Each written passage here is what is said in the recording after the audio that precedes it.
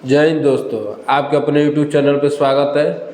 जैसा कि हम लोग पिछले क्लास में उत्तर मुगल काल पढ़े थे और आप लोगों से बोला गया था, तो घटना चक्र के माध्यम से आपकी क्लास कराई जाएगी, जो कि हमारे मंच से आप लोगों को बिहार दरोगा, बिहार पुलिस, मद्य निषेध की तैयारी कराई जाती है दोस्तों।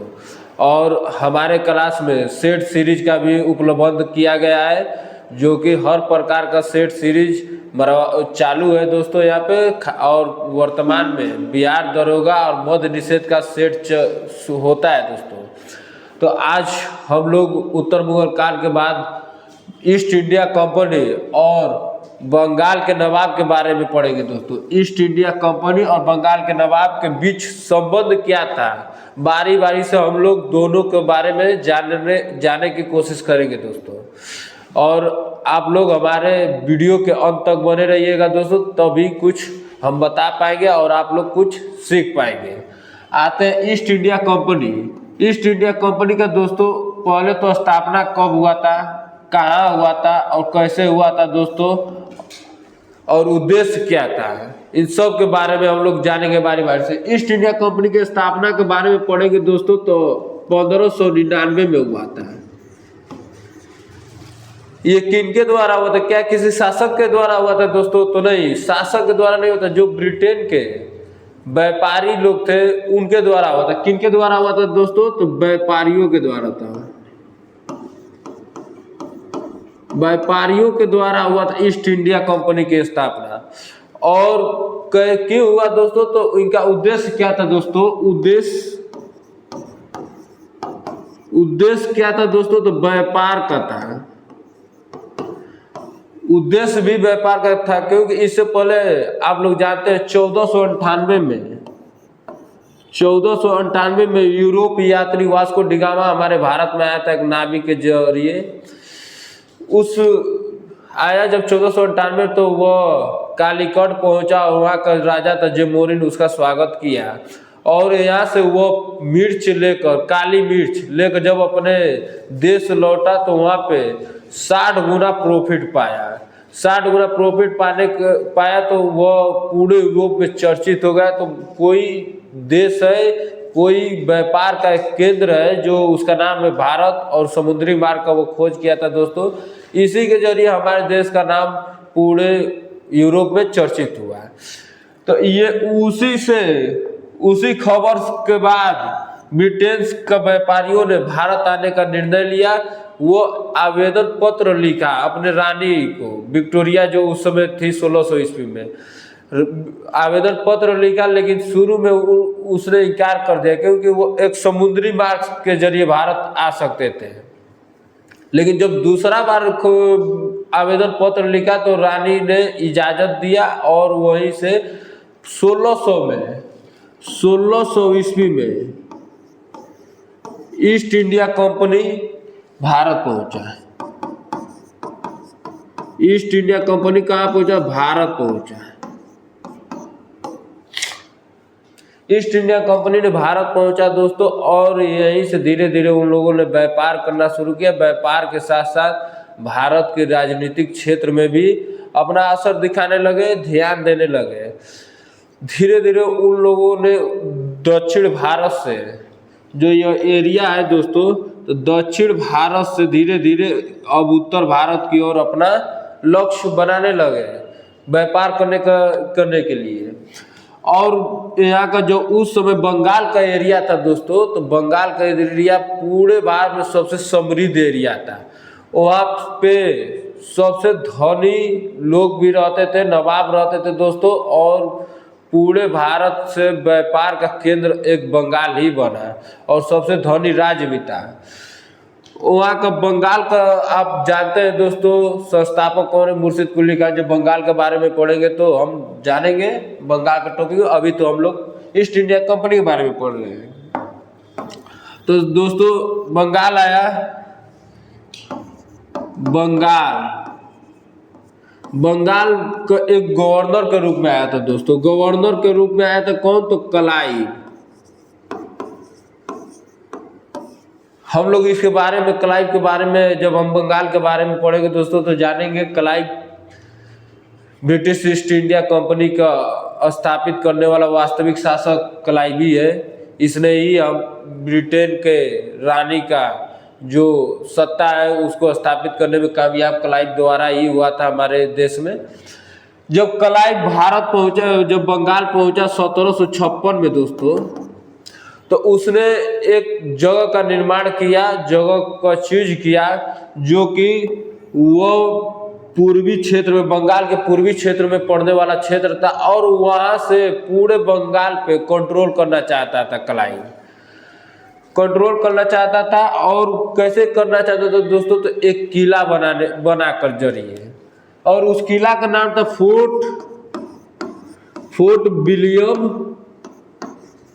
फोर्ट विलियम किला था दोस्तों, किला था जो कि आगे चलकर वो एक कॉलेज के रूप में बदल गया। फोर्ट विलियम किला का निर्माण करवाकर और इसका किला बंदी करने लगा, यानी किला बंदी का मतलब घेराव डालने लगा, और यही से अपना व्यापार का केंद्र बनाया और धीरे धीरे सोचा कि पूरे हम बंगाल में कब्जा कर लेंगे। लेकिन उस समय बंगाल का शासक था सिराजुद्दौला। 1756 में ही बना था दोस्तों, 1756 में ही बना था बंगाल का सिराजुद्दौला।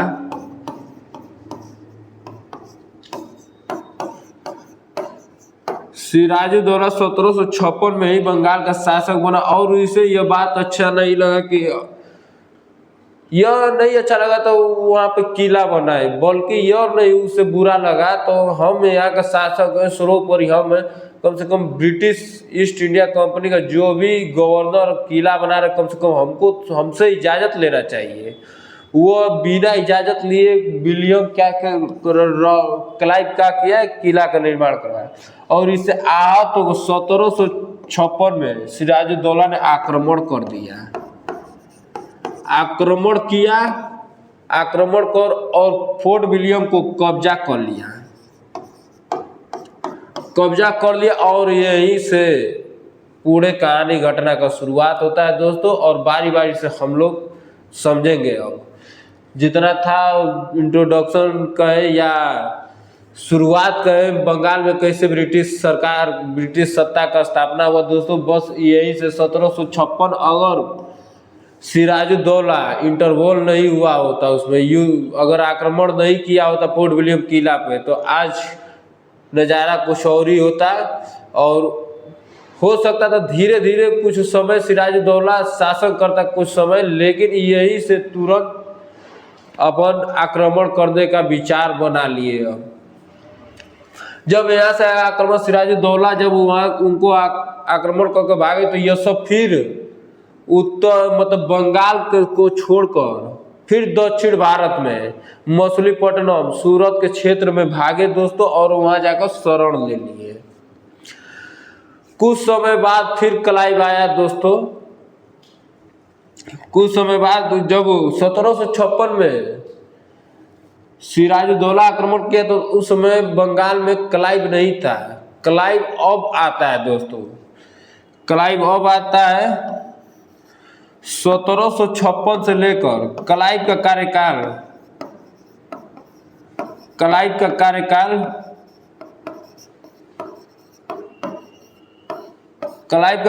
पहला 1756 से लेकर 1760 तक रहता है, और फिर इसके बाद भी दूसरा बार भी क्लाइव आता है तो 1765 से लेकर 67 तक रहता है। अब हम लोग पढ़ेंगे दोस्तों, यही से इन लोग का कहानी खत्म होता है। अब आते हैं हम लोग बंगाल के नवाब के बारे में जानते हैं दोस्तों।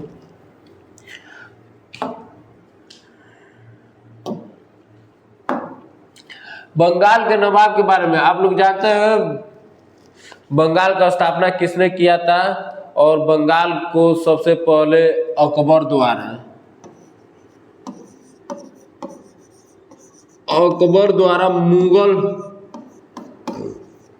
मुगल साम्राज्य में दोस्तों 1579 से 80 में मिला लिया गया था बंगाल को। मुगल साम्राज्य या मुगल बादशाह अकबर द्वारा 1599 और 1579-80 में मुगलों के साम्राज्य में मिला लिया गया। इसके बाद 1717 में दोस्तों एक मुगल बादशाह हुआ जिसका नाम था फारूक सियर।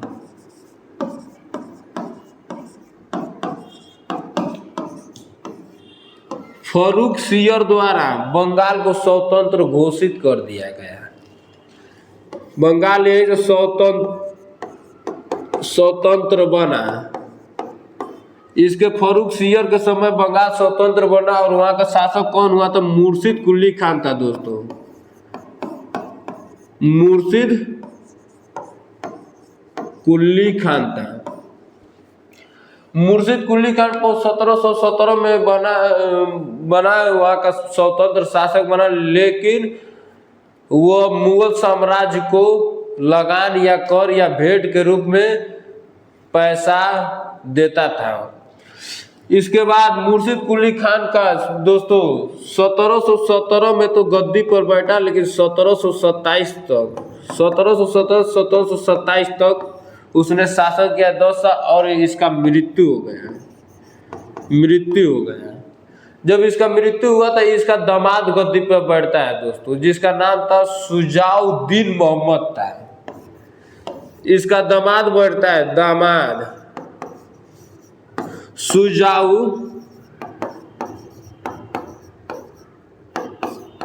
शुजाउद्दीन मोहम्मद था दोस्तों। शुजाउद्दीन मोहम्मद गद्दी पे बैठता है। कब बैठता है? तो 1727 में बैठता है। 1727 में बैठता है और 1727 से लेकर 1740 तक 1739 तक इसने शासन किया।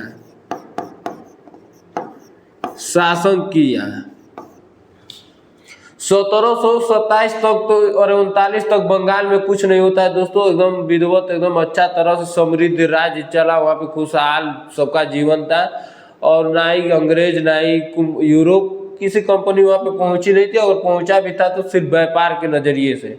लेकिन 1739 के बाद एक घटना होता है दोस्तों। 1739 के बाद एक घटना होता है जो कि यहीं से बंगाल का चेहरा एक नया नजरिया से देखा जाता है और यहीं से इतिहास के पन्ना में बंगाल को एक नया रूप मिलता है दोस्तों। जो कि आप लोग जानते हैं, बंगाल में एक जगह है गिरिया। बंगाल में एक जगह है, स्थान है दोस्तों। बंगाल में एक जगह का नाम है गिरिया, जो कि 29 अप्रैल 1740 को 29 अप्रैल 1740 को गिरिया का युद्ध होता है। और यह किनके बीच होता है दोस्तों? तो एक बंगाल के शासक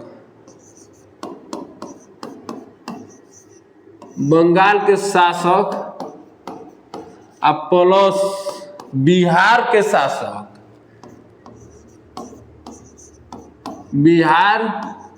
शासक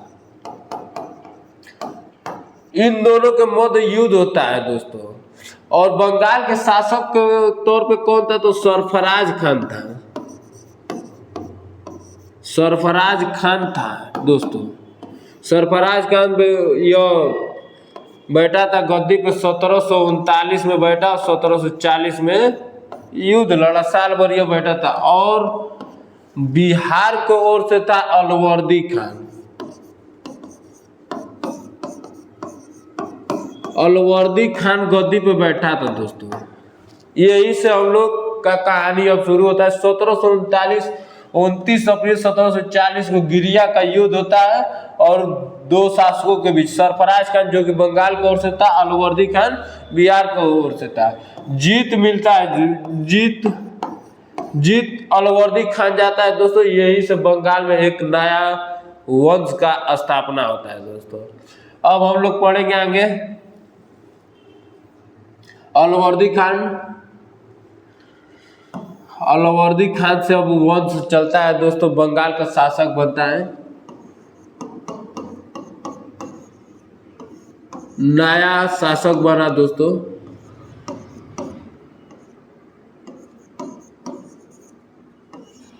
शासक बना अलवर्दी खान बंगाल का नया शासक बना और इसने अपने साम्राज्य को विस्तार किया, विस्तार करने का नीति अपनाया दोस्तों। और इसने सबसे पहले काम अपना जीवन में किया, राजधानी परिवर्तन किया। ढाका से मुर्शिदाबाद लेकर आया, और सॉरी ढाका से मुर्शिदाबाद मुर्शिद कुली खान किया था, लेकिन इसने अपना राजधानी परिवर्तन किया, अलवर्दी खान मुर्शिदाबाद रखा और यह अंग्रेजों से व्यापार करने का शुरू किया। और इसका यूरोपियों के बारे में कहना था दोस्तों, यूरोपीय कंपनियों के बारे में कहना था, यूरोप कंपनियों के बारे में कहना था कि अगर इन्हें न छेड़ा जाए तो यह शहद देंगे, अगर इन्हें छेड़ा जाए तो यह काट काट कर मार देंगे। यानी यूरोपियों को, ब्रिटिशों को मधुमक्खी की संज्ञा इसने अलवर्दी खान ने दिया था। अब इसके बाद दोस्तों इसका मृत्यु हो जाता है 1756 को, 1756 को दोस्तों मृत्यु हो जाता है। 1756 को मृत्यु हो जाता है। और मृत्यु होने के बाद इसका दामाद गद्दी पर बैठता है दोस्तों, जिसका नाम है सिराजुद्दौला।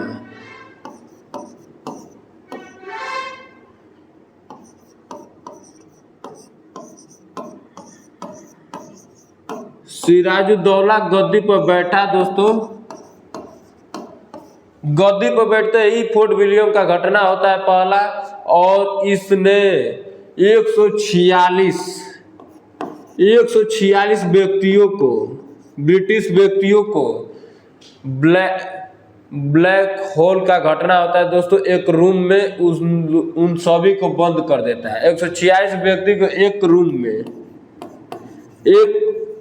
में बंद कर देता है दोस्तों। बंद करके उसमें से जब अगला दिन, तारीख था दोस्तों 20 जून 1756 दोस्तों तारीख था, 20 जून 1756 तारीख था। और उसमें से 146 में से मात्र 23 ही जीवित थे। और जो इस घटना के बारे में बताया था दोस्तों, वो ब्रिटिश इतिहासकार था। इतिहासकार का नाम था दोस्तों, ब्रिटिश इतिहासकार का नाम क्या था दोस्तों? जेड हॉलवेल था। जेड हॉलवेल के अनुसार ही यह सत्यापन हुआ। तो 146 व्यक्तियों में से 23 ही जीवित थे। और जिन लोगों ने जीवित बचा दोस्तों, वह भारत छोड़कर भाग गए, ब्रिटेन चले गए। जाने ये बाप रे बाप, ये बहुत ही खूंखार शासक है। लेकिन एक मुस्लिम इतिहासकार सजाद कैसे तो नाम है दोस्तों, उसके अनुसार यह घटना नहीं हुआ था। लेकिन जेड हॉल के अनुसार यह घटना हुआ था। जब यह खबर पहुंचा दोस्तों ब्रिटेन में गया, तो वहीं से ब्रिटेन से आदेश आया रॉबर्ट क्लाइव को, तो अब बंगाल को अपने कंट्रोल में लिया जाए, वहाँ के शासक को हराया जाए दोस्तों, वहाँ के सत्ता अपने अधीन किया जाए। तो 1756 23 जून 1757 को, साल भर के बाद, अगले साल के बाद दोस्तों एक युद्ध होता है जिसका नाम था प्लासी का युद्ध। प्लासी का युद्ध में होता है दोस्तों, प्लासी का युद्ध क्लाइव प्लस सिराजुद्दौला के मध्य होता है।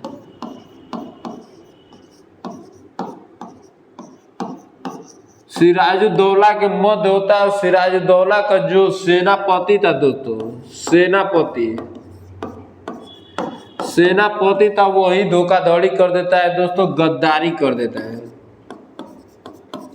गद्दारी कर देता है, जिसका नाम था मीर जाफर। मीर जाफर गद्दारी करने की वजह से दोस्तों, और मीर बकी थे जो कि सिराजुद्दौला के ओर से थे, मीर जाफर और इसका बेटा दोस्तों, दोनों लोग गद्दारी करते हैं और प्लासी के युद्ध में हार होता है, क्लाइव जीत जाता है दोस्तों, क्लाइव जीत जाता है। और यहीं से भारत में ब्रिटिश सत्ता का एक प्रारंभ होता है, ब्रिटिश सत्ता का स्थापना का प्रारंभ होता है, एक निर्णायक युद्ध सिद्ध होता है दोस्तों, और मीर जाफर को बंगाल का शासक बना दिया जाता है।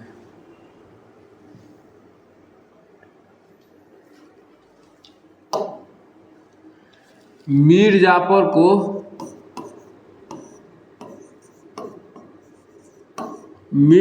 को बंगाल का शासक बना दिया जाता है।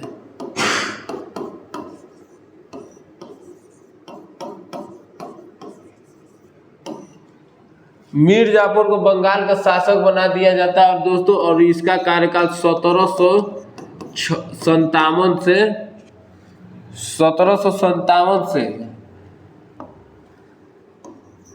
1760 तक रहता है दोस्तों। और इसने 2 लाख शासक बनने के बाद, गद्दी पे बैठने, राजा बनने के बाद, राजा या नवाब बनने के बाद 2,86,000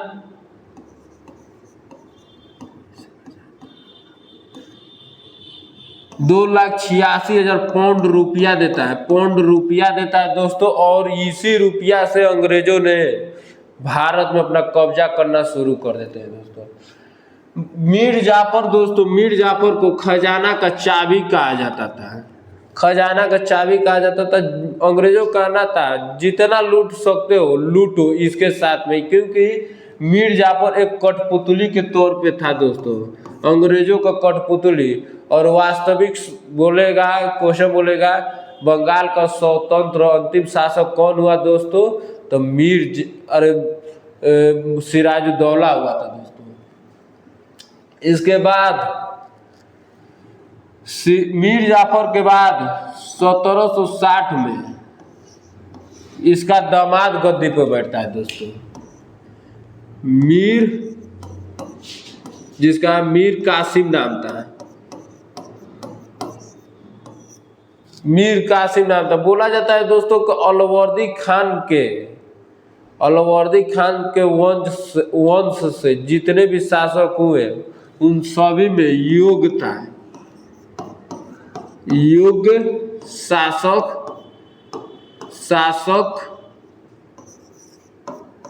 योग्य शासक यही था। अलवर्दी खान के वंशज में जितने भी योग्य शासक बने, मीर कासिम भी योग्य था सबसे। इसने सबसे पहले अपने राजधानी को मुर्शिदाबाद से राजधानी परिवर्तन किया है। इसने सबसे पहले राजधानी परिवर्तन किया मुर्शिदाबाद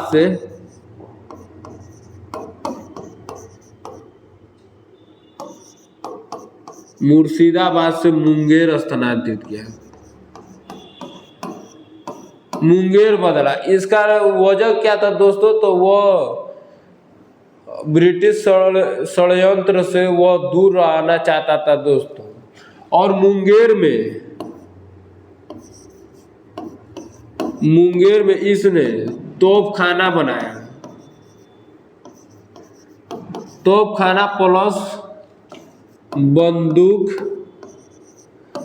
बनाने का खाना बनाया, और वो यहीं से अपना शासन शुरू किया दोस्तों। यहीं से अपना शासन चलाने लगा, लेकिन इसकी चतुराई को ब्रिटिशों ने समझ गए और इसको गद्दी से हटाकर फिर गद्दी से हटाकर हटाकर फिर मीर जाफर को गद्दी पर बैठाए। मीर जाफर को गद्दी पर बैठाए दोस्तों, और इसके जब गद्दी पे हटते ही बक्सर का युद्ध होता है। बक्सर का युद्ध पूछेगा कब हुआ दोस्तों, तो 22 या 23 अक्टूबर 22 या 23 अक्टूबर 1764 को हुआ था। और इन बक्सर के युद्ध में कौन कौन शामिल थे दोस्तों?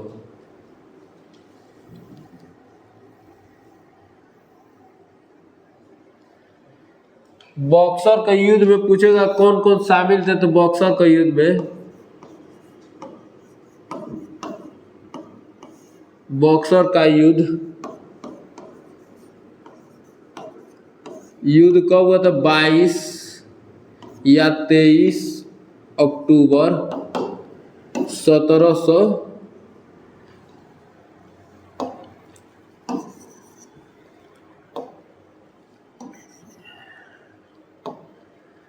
अक्टूबर 1764 को हुआ था। 1764 को हुआ था। इस युद्ध में दोस्तों कौन कौन शामिल थे? तो मीर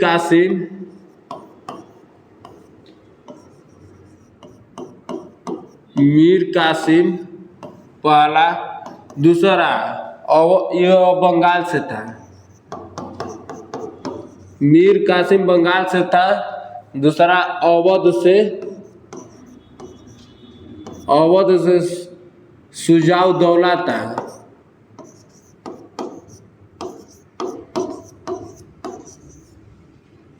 सुजाउद्दौला था। और मुगल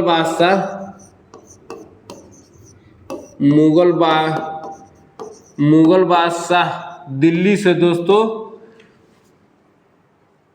शाह आलम द्वितीय था।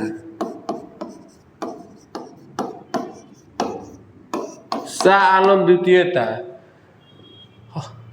बक्सर का युद्ध में दोस्तों, बक्सर का युद्ध में ब्रिटिश और भारतीयों के बीच हुआ था, जिसमें मोहम्मद बिन कासिम, सुजाउद्दौला और शाह आलम द्वितीय एक तरफ से थे, और ब्रिटेन की ओर से बक्सर का युद्ध में अंग्रेज सेनापति था कौन दोस्तों? तो हेक्टर मुनरो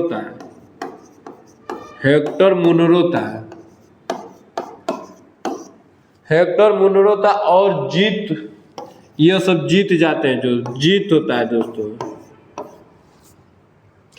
और मीर कासिम की बुरी तरह से हार होता है,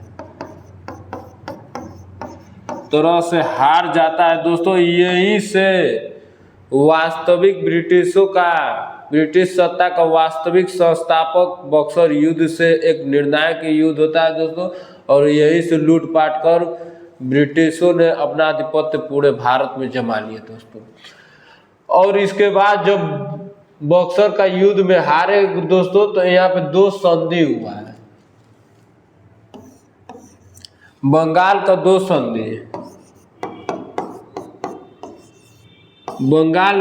संधि होता है दोस्तों। 2 संधि होता है। पहला संधि होता है दोस्तों, पहला संधि 12 अगस्त 1765 को। पहला संधि 12 अगस्त 1765 को।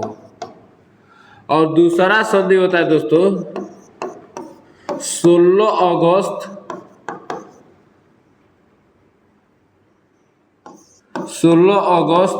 1765 को।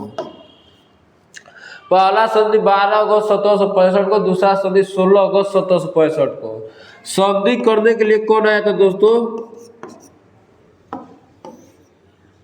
संधि करने के लिए क्लाइव आया है। संधि के लिए क्लाइव आया दोस्तों। क्लाइव संधि के लिए क्लाइव है। और पहला संधि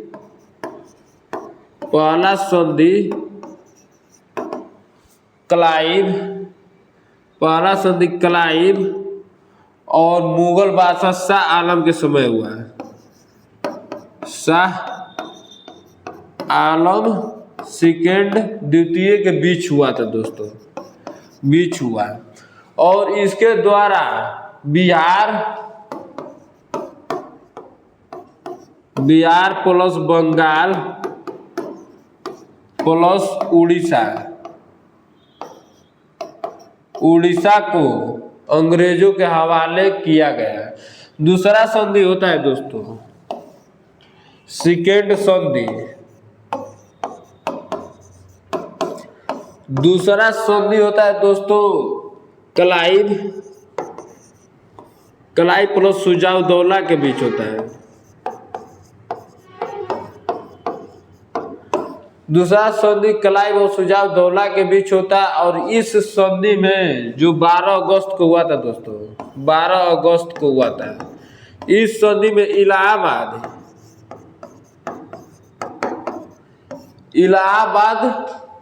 और काड़ा मुगल बादशाह को देने का वादा किया।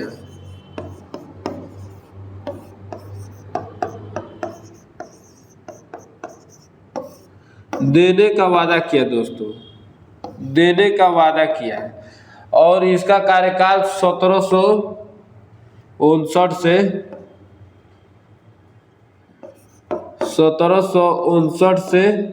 1806 तक था।